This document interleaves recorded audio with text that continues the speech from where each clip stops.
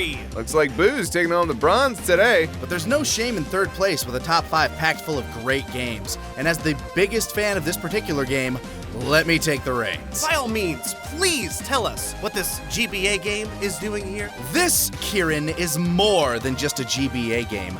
It's the perfection of the Legacy of Goku franchise. Legacy of Goku? You mean that action RPG series made by Webfoot Technologies, known for their classics American Girl, Julie Finds a Way, and Taiketsu?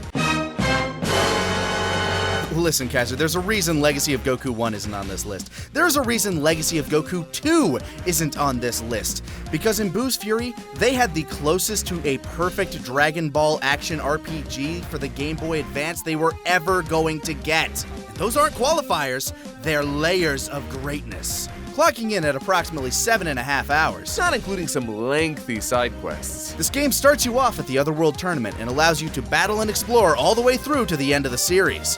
Yes, including Oob. That's a whole 100 episodes to cover, and it's a crazy adventure from start to finish. The gameplay is the best of the series, as we said, and while it's still a little wonky in some places, the customization of your character can help take off some of the stress, and the special moves feel so satisfying. Nothing like obliterating a group of enemies at once and walking through their ashes. I mean, there aren't really ashes there, but there might as well be. Yeah, one of the highlights of this game is its ability to make your characters feel powerful, like crazy powerful. This is the most responsive these games have ever felt, and with the ability to customize your character's growth as they level up, as well as a shit ton of equipment, you can diversify your playstyle and become a downright god. Of course, one of the issues with the leveling up is that the game can become a breeze if you utilize a couple of tricks. The game actually gives you weights to equip to your characters to help them gain experience, and they should make things way tougher for you. But if you get used to your new movement, you'll find yourself making your way through the game with relative ease, albeit a bit slower, and by the time you're fighting Majin Vegeta, you're slaughtering him in a couple of hits. But if you take your time and focus on playing for a challenge as well as exploration, you'll be fine. And when it comes to exploration, you'll find plenty to dig up and enjoy here, as little Easter eggs and collectibles are scattered throughout the levels, with nods to both the series and previous games to be found in abundance. This game did not receive critical acclaim back when it was released, but it has dug a hole into the hearts of fans everywhere, laid its eggs, and left us all with wonderful, squirming nostalgia. It's also one of the only American-developed games on the list, with the exception of my beautiful, terrible baby sagas. Yeah, and that explains the music. The Legacy of Goku games were known for their use of the Bruce Faulkner scores, as the games were developed specifically with a Western audience in mind by an American developer. And before you can say it, Kaiser... I love the music. Excuse you? What, did you expect some rant about Faulkner's music? One of the main issues I have with his music is that it's repetitive synth.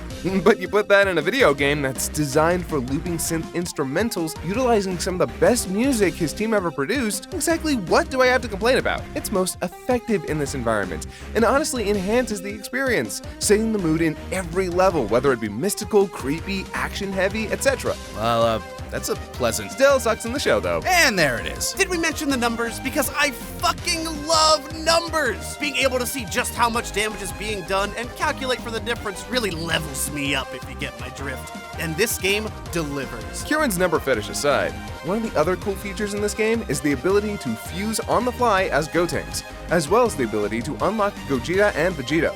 This is the only time we've ever seen base form Gogeta. Come on, Super, just give us Gogeta. You know we want him. This game has a special place in many Dragon Ball fans' hearts, especially those in the West. Though it's definitely too easy, the in-game portraits range from acceptable to... Oh god, yeah, Jirobe, what's wrong with your face? And there's some unnecessary padding where legitimate sections of the story could have remained. Also, you only play as the Saiyans, like, the whole game.